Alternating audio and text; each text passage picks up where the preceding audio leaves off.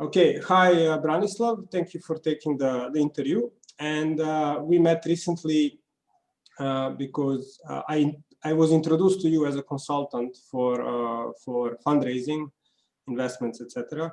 And we worked together. And in the start, I didn't understand who you were. So we were working in a very limited relationship. And then I Googled you, and then I figured out that you are one of the people who frustrated me 20 years ago because after the Milosevic regime fell in Serbia, you were the person trying to fix everything digital, to change the country for better. And of course, me being a young, arrogant digital kid, I was thinking you're doing everything wrong. But now when I'm a bit older, I know that you really did a very, very tough job. And you were trying to fix, things for all of us, So you are the only person that I know. I mean, you're very similar to Stefano, whom I interviewed also recently, that you were trying to fix an entire country. That's what I understood you were doing. You were trying to fix with your own hands an entire country. You came from States, or I think you were in Boston, and you were like, okay, let's fix this country. Let's see what we can do. And I cannot imagine how it is. My biggest job was to work with Benetton, which is a big company. 100,000, but that's as close as I got to a whole country. So, where were you before you came to Serbia to work with I think Đinđić? You were working. Đinđić called you, or how did you come? Where were you before, and how did you come to Serbia?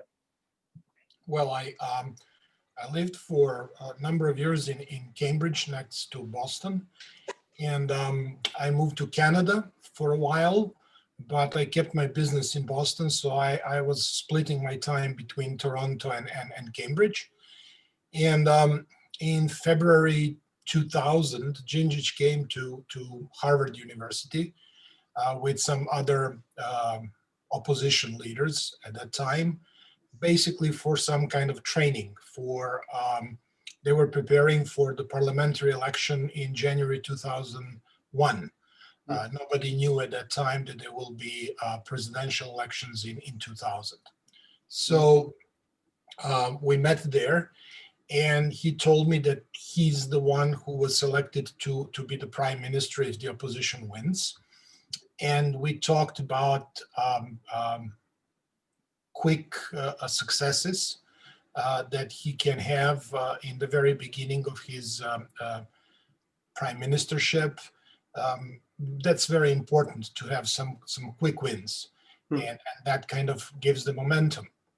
And at that time, I was working with the United Nations ICT task force. This was a group of high-level ICT professionals who were put together by the United Nations to trace the road for the transition from standard, let's say, capitalism to information society. And some very, very big names were there, but they had also sub-commissions where us little people could contribute. And I was in this group which was dedicated to national and regional e-strategies. So I was already working on the ways how small, poor countries can basically jump over the development gap by introducing ICT technology, and how they can basically catch up with the big economies with very, very little investment. And he liked that idea. Basically, what I told him then is that a kid sitting at home with a computer and internet connection is an export factory. They can succeed tremendously. They can become, Microsoft at that time. That was a big thing, or Apple. So he liked the idea, and he said, well, when I become prime minister, why don't you come over and you do that for Serbia? I said, yeah, sure. I mean, I have a thriving business, a house, and employees depending on me, clients that I've developed for years. So yeah, sure. And he said it's customary in Serbia that this whole telecommunication business is put together with traffic and infrastructure. So it's really the minister for traffic and communications that runs this whole business. And then he said, why don't you become, this minister? And I said, absolutely not. I mean, I'm not going to deal with road construction and postal service and everything. This has to be laser focused. And then he said, well, we were advised basically to introduce independent agencies when we come to power. And I can form an agency for you, special agency that will be directly under me, that is dedicated to this. But I didn't commit at that time. It was really impossible for me. I said, yeah, we'll talk. We'll stay in touch. So basically what happened is that presidential elections were called by Milosevic. The opposition won. I was in Belgrade when this was all happening. And although the cabinet, the government was very stable, so it's not like a presidential system in the US, it's like a European system, where president really is more or less a figurehead unless he is personally a very strong person. The cabinet was stable, and there was absolutely no reason for Milosevic to yield, but he got scared, and he basically dissolved the cabinet and decided to bring in co-ministers everywhere from the opposition and the government. This was a very interesting period. I mean, it was pretty chaotic. So so I met Đinđić in Belgrade at that time, and he said, well, we won earlier than we thought, and how about, have you made a decision? He was a very forceful person, and he could persuade you in anything. So I said, no, I don't know, I'll think about it, blah, blah, blah. But at the same time, it was a huge challenge. I mean, I was just a, small business owner in a huge country where competition is great. And suddenly I have a chance to lead the restructuring of an entire country. It's a small country, but still, it's midlife crisis. Some people find lovers, some buy Porsches. Mm-hmm. And, you saw the country to change. Yeah, I mean, it's a big challenge. And at that age, I was around 40. You have a need to prove to yourself that you're still young and brilliant and that you can do things as well as you could when you were 25. Mm. So eventually I said yes. But I said I can't come before May of 2021 because I really need to wind down my business. I have to find alternative for my long-term clients. I have to find new jobs for my people. And all of those things.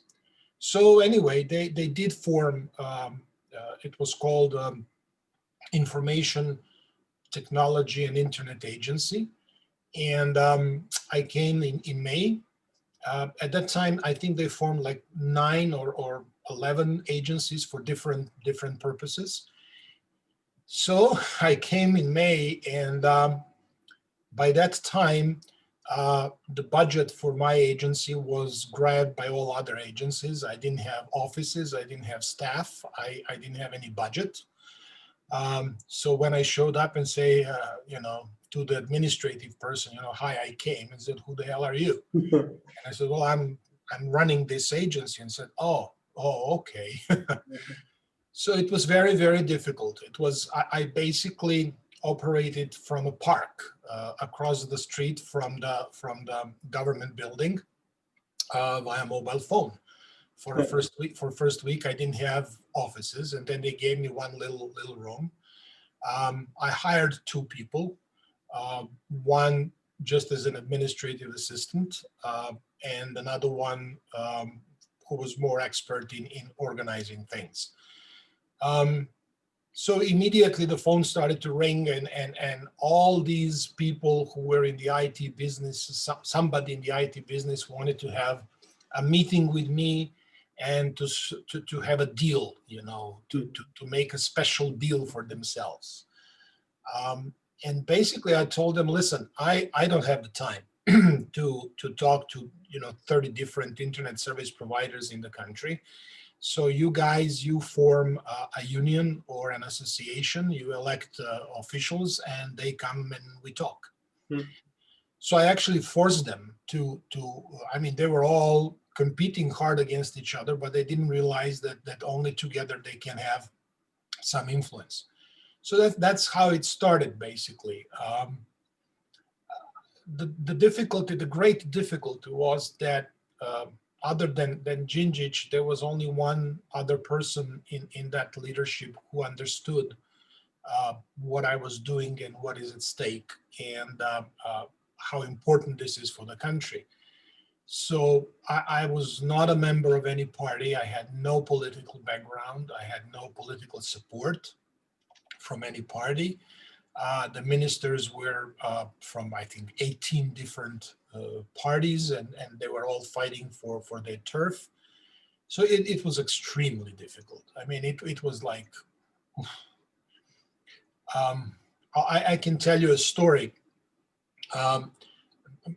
Being a big believer in quick wins, I said, okay, what is it that we can do immediately? And I discovered that there was a regulation dating back to like 1954 that said that Cadastre has to deliver to the Ministry of Finance a list of owners of properties once a month in paper form.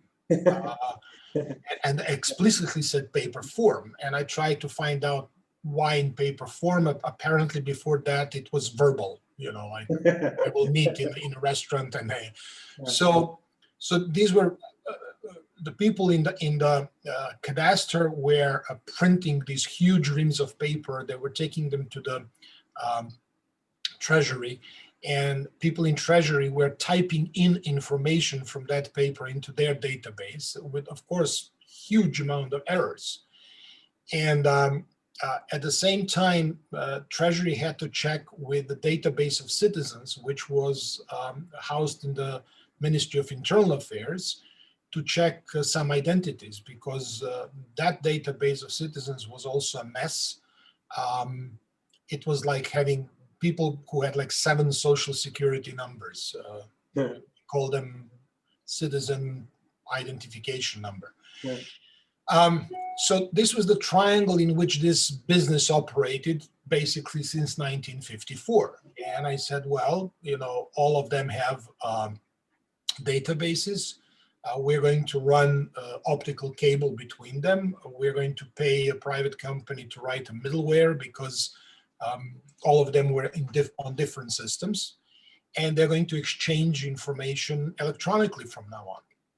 So I budgeted it. It was not cheap. I think it was about maybe €250,000 or dollars at that time, or Deutschmarks. I don't remember what it was. A lot of money. So we bought the Cisco routers, we ran the cables, we paid for the middleware, and the thing started to work. And then the legal department came and says, no, the law says in paper form. Okay. So I said, no, that's fine. It says they have to deliver it in paper form. It doesn't say that these guys have to use that paper form to type into the database. So these guys in Cadastre continued printing those reams of paper and delivering them to the Treasury, but the Treasury no longer was retyping all of that. Fast forward, I think 3.5 years later, I'm sitting in a little cafe, and the guy who was in charge of computer network for the ministries was walking by, and I said, oh, hi, and says, hi, how are you? We haven't seen each other for a long time. And I say, oh, what's new? And, what's happening with all the project that I started, and he laughs and he says, we just managed last week to take from the Ministry of Interior the Cisco router you bought and bring it over here for our use. And I said, yeah, so they bought their own, or that? He said, no. A week after you left, they disconnected all those connections and continued working the old way. And I said, for God's sake, why?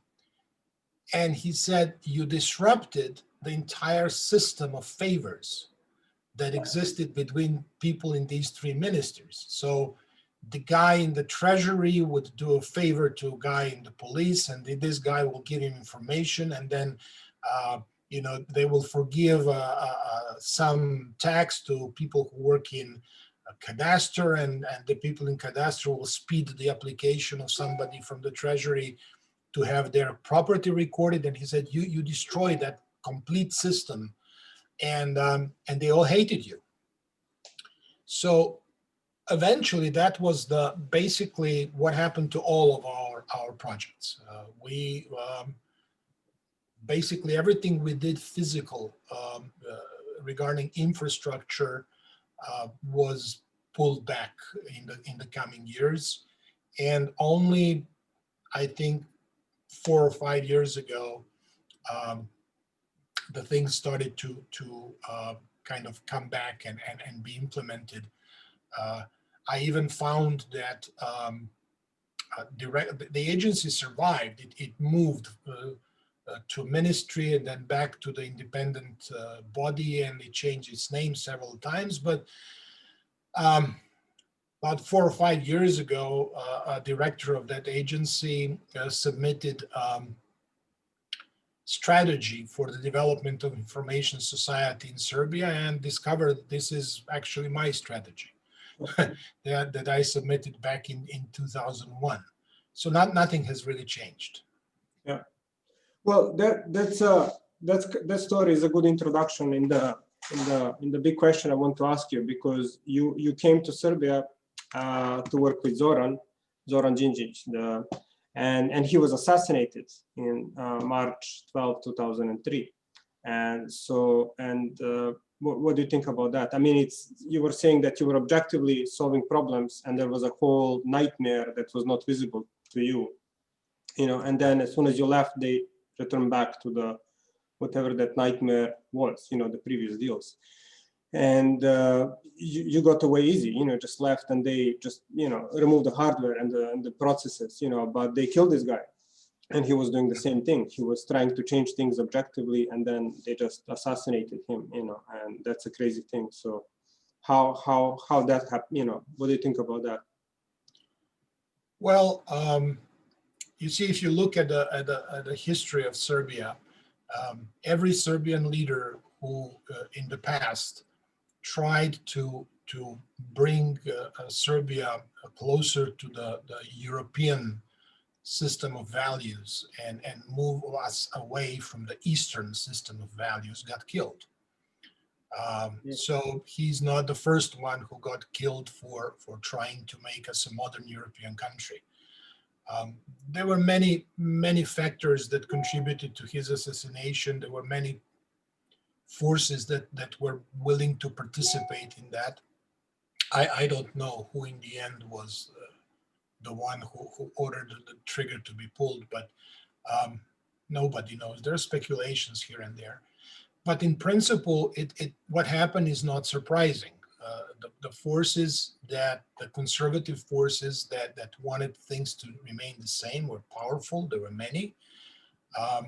We did not do a cleaning of our security services and police and military, like Czechs did, for example. So all these people who were supposed to implement new policies were actually against them. And the backlash was pretty quick. There was a short transition period where his party deputy was running the country, but he was really concerned. I spoke to him about it. He was really concerned about crime and having prime minister killed, and he was concentrated on those things. And he really didn't have the time or to invest efforts to support what I was doing.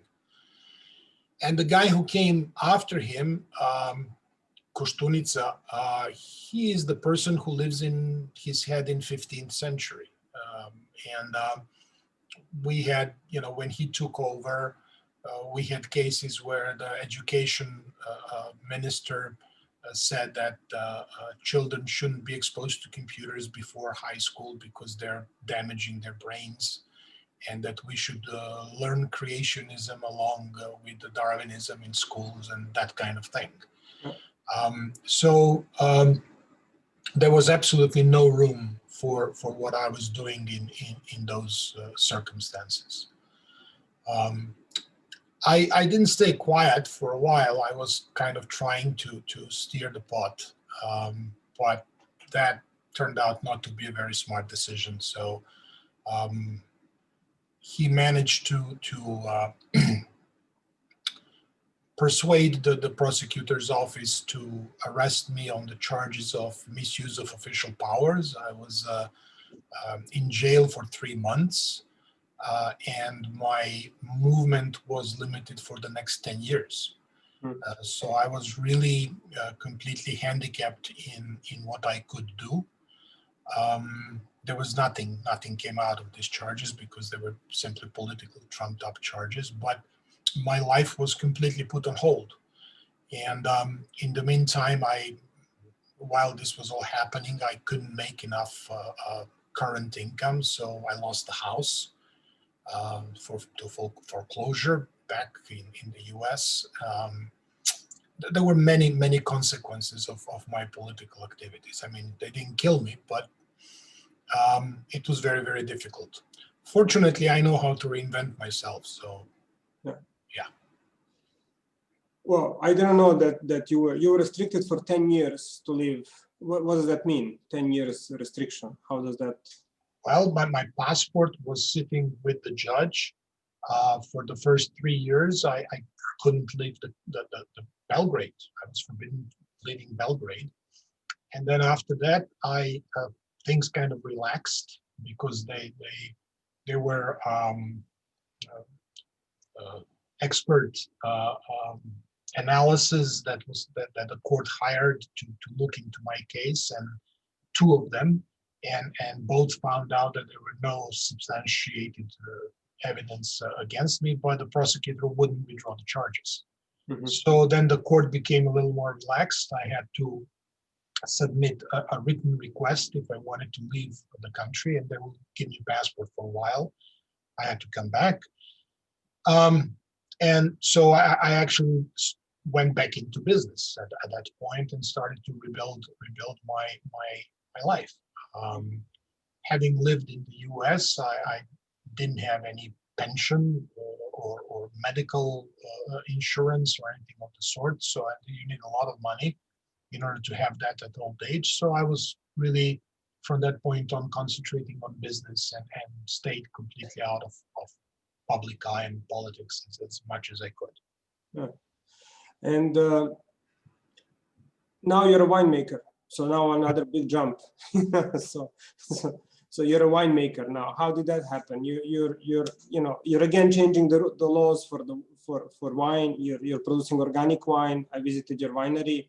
I mean, that's like a whole, besides being a consultant for investment, which you helped us, but that's another big jump now. We're going from changing a country to assassination and nightmare stories to making wine. Yeah. Well, following leaving the government service, I went back to my original vocation.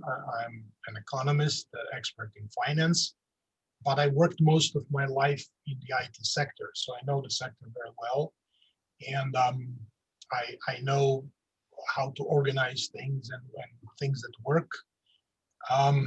So just before I came back to Serbia, my main business was business process re-engineering. I was working for small and medium-sized companies where I would record their business processes, suggest to them changes to make them more efficient, and suggest to them IT technology that they can implement to make it even more efficient, and help them prepare a call for proposals, select the equipment, and then oversee the introduction of that into the companies. So with that in mind, with some other friends who also worked for Gingi's administration and who lived abroad for a long time, we formed a consulting company. And we primarily advised foreign companies that wanted to invest here in Serbia because we could speak that language. I don't mean the language, but we understood each other. Let's put it that way. The way of thinking in business in Serbia is completely different than the way of thinking in the West. And local Serbian consultants who didn't have a lot of exposure to Western style of doing business really weren't satisfactory for these clients. So we were very, very successful. However, well, I tend to say that I was lucky my company went bankrupt because of the world economic crisis in 2008 and 9. Investments suddenly stopped. We had contracts which lasted until mid 2011. And no new contracts came along. There were some small ones, but not enough to support huge staff and expensive offices. So I kind of retired. Basically, even before that, I was looking for a place where I can relax. It's a stressful job that I was doing. So I bought this property some 25 kilometers from the center of Belgrade on the banks of River Danube, with a beautiful view of Danube and then Vojvodina, and you can see all the way to Carpathian Mountains in Romania when the weather is clear. So I was thinking of making a small vineyard there as something to do when I retire, when I'm 70 or something, and maybe in the meantime to hire someone to tend the vines and everything. But then it became unnecessary. I could do everything myself. So I built a small house here. I moved to the property. I started doing winemaking commercially. And from the very start, I wanted to do it organically. I was a bit lazy. I'm a city guy, city fellow. I have no family history of agriculture, and I didn't know anything about how to do it. But I did know that vineyards require a lot of work, a lot of manual work. And then I thought, okay, if I go organic, I will take these disease-resistant grapes, so they don't need to be sprayed. And I'll do a no-till agriculture, so I don't have to dig up earth. I will just, cut the grass. So I will reduce the amount of work tremendously. And I have to admit that was the main motivation why I started doing it organically in the beginning. And then after a while, you read a lot about it. And they say the best engineers are the lazy ones. Yeah. So I've learned, and I came to understand that's really the sustainable agriculture is the only way that this planet will survive. And I became a convert. Basically, I grow my own vegetables now, and I try to buy organic meat and that kind of stuff. Yeah. Okay. Well, I like you notice that I like having meetings at your place.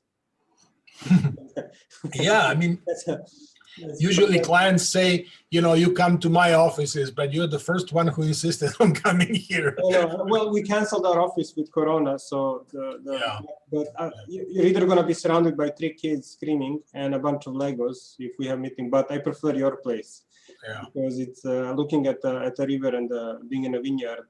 That's quite nice. Also make nice coffee. So. Thank you. Yeah, it's very pleasant place to live in. The views are fantastic. It's very, very quiet. Around me are usually people who have houses that they occupy during weekends and holidays. So most of the year they're empty. I have only 3 neighbors in the huge neighborhood which are here all year, and I never see them or hear them, unless I want to. So it's very, very quiet. The air is fantastic. This area on the banks of Danube River were used by Romans to rest soldiers after battle because the air was supposed to have healing properties. So it's you know, I have this particulate matter reader of those 2.5 PM particles that everybody's talking about that are polluting Belgrade. And when it's like 140, 115 Belgrade, it's 25 here. So it's really, really clean air. Mm-hmm. So it's a very nice place to live in. And I'm glad you like it. Yes. Well, but you're still working to change things, meaning you're kind of trying to present it as you're a person who wants to relax and retire. But I know you're working again with the organic wine rules, with the wine association. I mean, you have this genetic need to change things for better, you know, not for worse. But you really, wherever you go, whatever you do, you keep trying. As much as I know you, I mean, I think if you're left alone in a room, you would be like fixing something and making things better, especially for people, you know. So that's my impression. So I mean, I just have to tell, if anybody's looking at this video, they have to understand that you're trying to trick them. You're not relaxing. That's my impression. You're not relaxing making wine. You're trying again to change the entire wine industry, introduce new regulation for better, increase the quality, increase organic, increase sustainability, and all those things. Your mind is constantly working with that. And on top of that, you're working with companies like ours and others, and again, helping a lot, you know, trying to make everything, you know, go better, develop better, etc. So why are you trying to trick us that you're relaxing? Well, because I am. I'm actually very relaxed. I'm no longer stressed. I've learned the lesson that being stressed doesn't help in achieving results. And I take things as they are. And if I don't succeed, that's okay. I'll try next time. I don't fret about it as I did when I was much younger. For example, we've had this new law on organic viticulture prepared 3 years ago, and it's been sitting in somebody's drawer for 3 years in the Ministry of Agriculture. And every effort to get it out of the drawer really didn't work until by accident. We had a meeting with the minister on another matter, and we mentioned it, and he said, "What?" I said, "I don't know this exists." And then the thing started moving very fast. So this July, we finally, the law was passed. And this is the first time that winemakers in Serbia can label their wine as organic. And my winery is the only one that has that right now. There will be others coming maybe 2023, 2024, but I have an marketing advantage until then because I started a long time ago. It takes 3 years to do a conversion from conventional to organic viticulture, and then you need another 2 years for wine to come to the market. So basically 5 years is minimum to have a good quality organic wine on the market. So that's my advantage now. Yeah, I am. I am much more relaxed. I work much less. I choose clients. I really didn't want to work with you because the time was very short, and I don't like that. That introduces pressure, which I'm trying to avoid. I think long term preparation of projects is much better. It's much more relaxed. But you persuaded me anyway, and I think we did a reasonably good job given the time frame.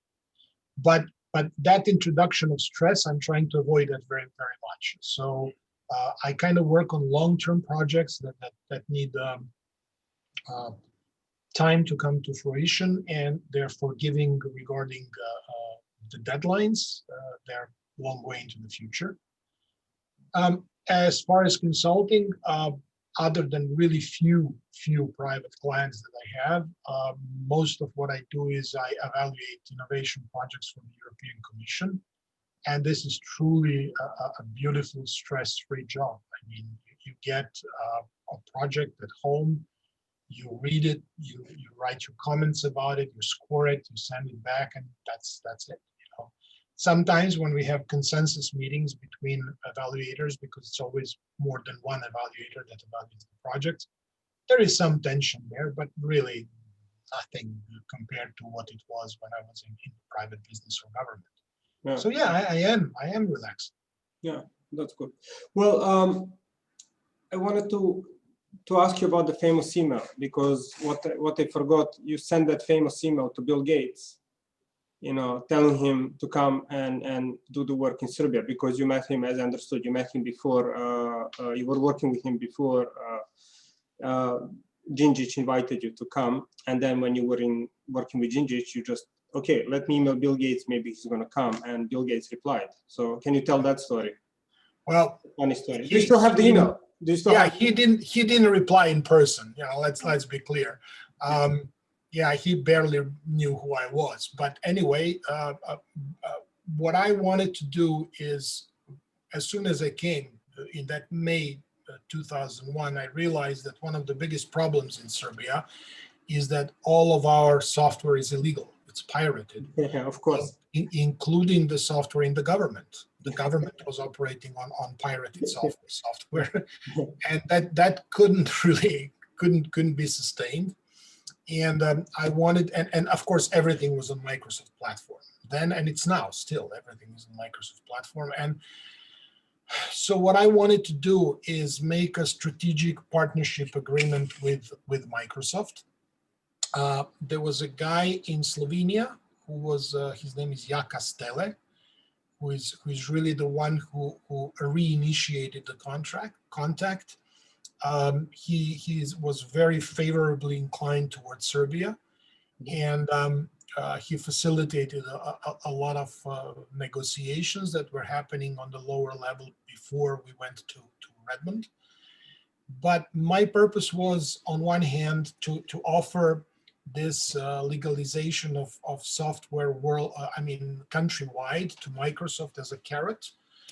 What I really wanted is that they bring in their development center to Belgrade, one of their development centers to Belgrade, because we have a lot of very talented programmers, and a lot of them have been working in Microsoft in Redmond and in Canada.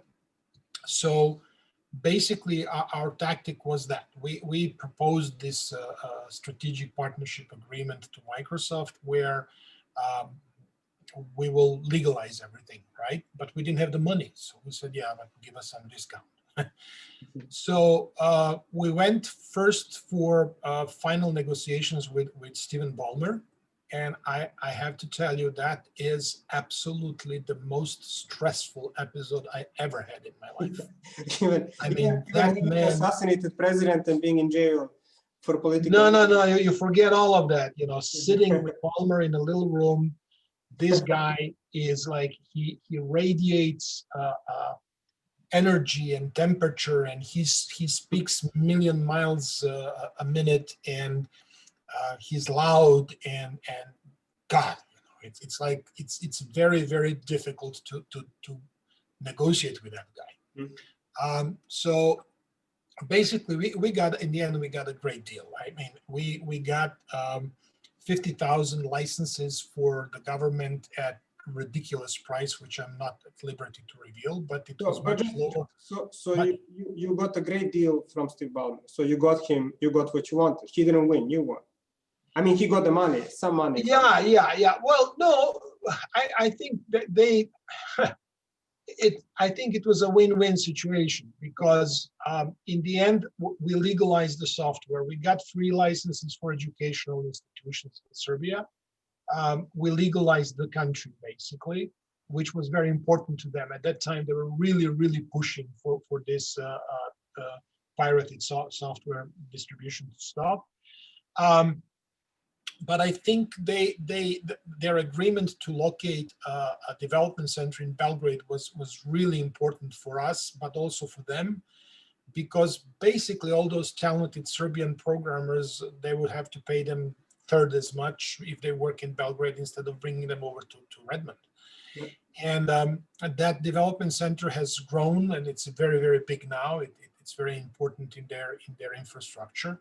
So for me, that was really, really the key. And then, you know, when we came back, and this was all done by August. So I came May 25th, I took over the agency. We came back 8th of August from Redmond with an agreement. It took some months for that to be finalized. The legal, you know, lawyers have to get involved and make a 4-page document, 400-page document, but yeah, okay, that's what they do. And then immediately after that, the phone started ringing, and there was a Cisco and IBM and Hewlett Packard who all wanted also to do a deal with Serbia. So it was, I would have to say that 2001 was very, very successful year in many respects in that job. Thank you. Yeah, so anyway, we are close to the end. My usual question, which I forgot in the last interview, is: do you have any questions for me? Well, I do actually. I'm wondering, why are you still here?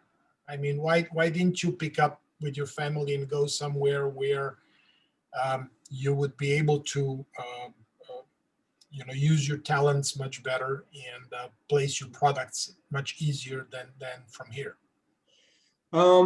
Well, I don't have any sentimental. I just put it on a spreadsheet, and it just seems, maybe my spreadsheet is wrong, but it just seems that it's a good place at the moment. You know, I don't see. I lived in a bunch of places like you did. You know, I lived in Africa, I lived in Italy, lived in France, lived in the States a little bit.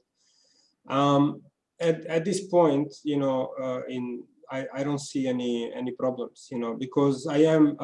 What's great about Serbia, because I'm a designer.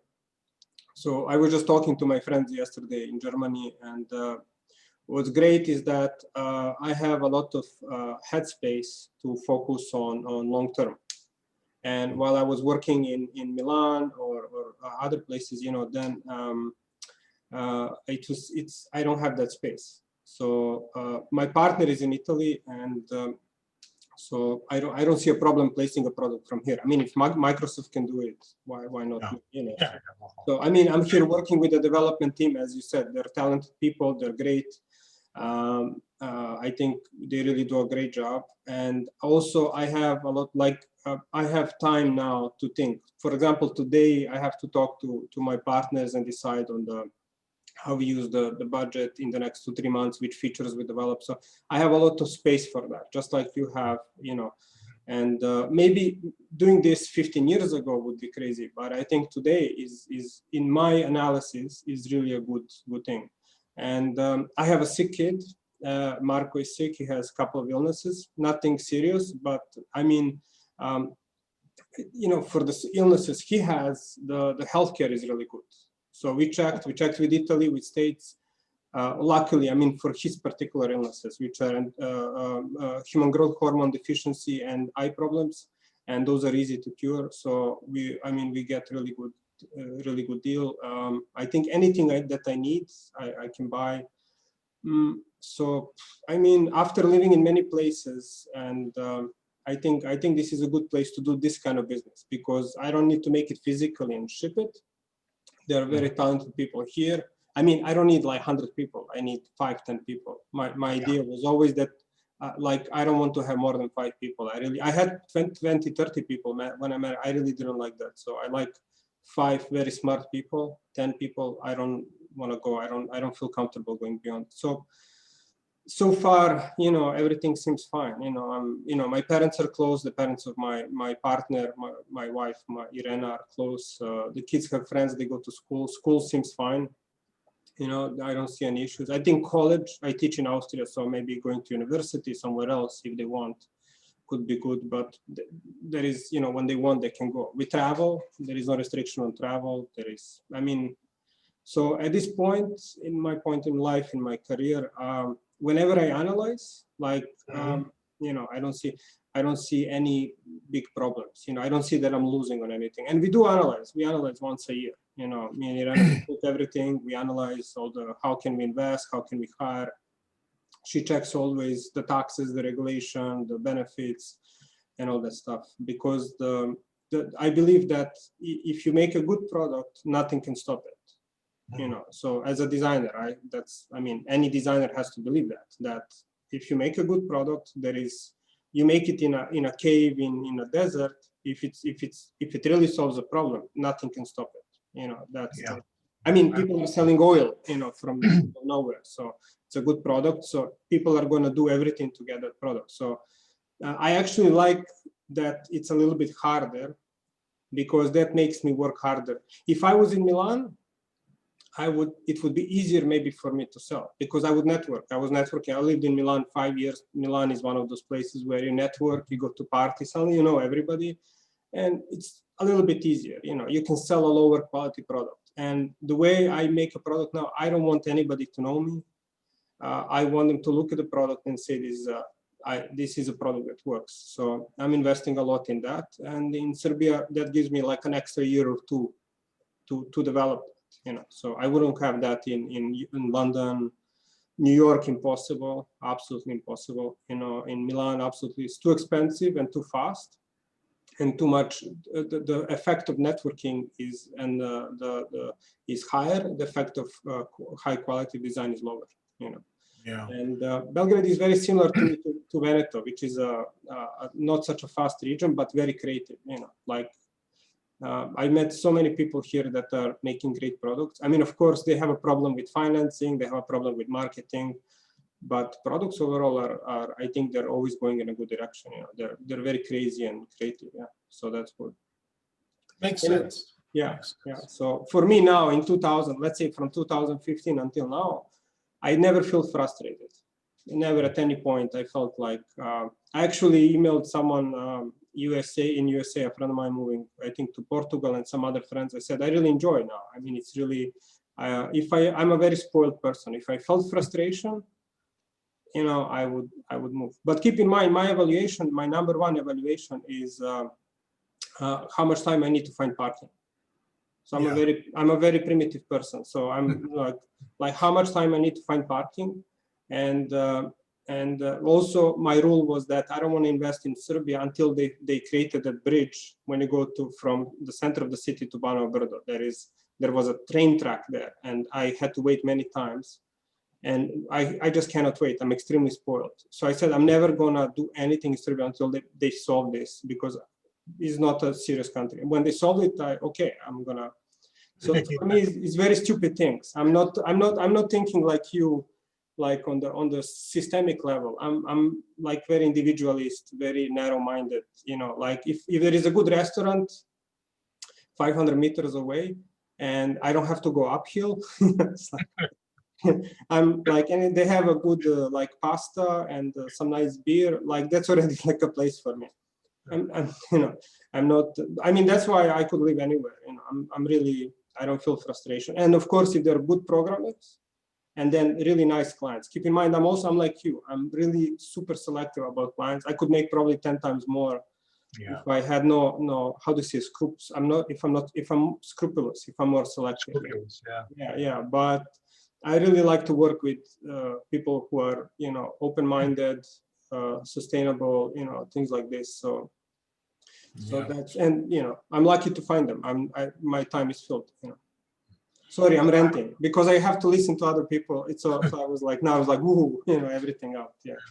So I think the most important lesson I've learned in life, and I'm sorry I didn't learn it earlier, only at an older age, is that you have to know when what you're earning and what you're possessing is enough. And stop there. Basically, I when I was building this house here, I couldn't build a house 300 square meters, but why? Who's going to heat it? Who's going to clean it? Why do I need 5 bedrooms and 4 bathrooms in a house? It's just not necessary, and I have no need to show off to people. So I think this is one of the key things that young people, including myself, do not realize when chasing a career and riches, that there is a point where it's enough. And then you most valuable thing you have in your life is time. And if you allow yourself to have time and enjoy yourself, then you need much less money. And yeah, so I see you seem to be thinking the same way. Yeah. I think the biggest problem that the biggest problem I see in life at the moment is that I live in a residential area because we have 3 kids and we needed a lot of bedrooms. So, and when I grew up in blocks, what Americans usually refer to blocks, like tall buildings with a lot of apartments. And whenever I went outside, there was like hundreds of kids to play with. And my kids don't have that. It's like, this is like a constant thing in my mind. That's what I perceive. But I haven't found a place, like the closest to that I saw in Marseille, the Corbusier Hotel. I mean, that's for me a dream, like really how people should live. But then, I was in places in Marseille where they threw bottles at my car. So, so I was not happy with that. It was a bit scary. So Belgrade, if you have kids, it's unbelievably safe. It's really like super, super safe. I live in Milan, not so safe. Paris, not so safe. South Africa, nightmare, etc. So America also, I don't feel safe in many places. I can go anywhere in Belgrade, in Serbia, and just with kids, never think, my brain, nothing in the back of my brain is thinking, is this a good street to go into? That's, I think, a very high priority for me. Yeah. Okay. Cool. Thank you very much, Branislav. I'll talk to you. Thank you. Yeah. Talk later. It was a nice chat.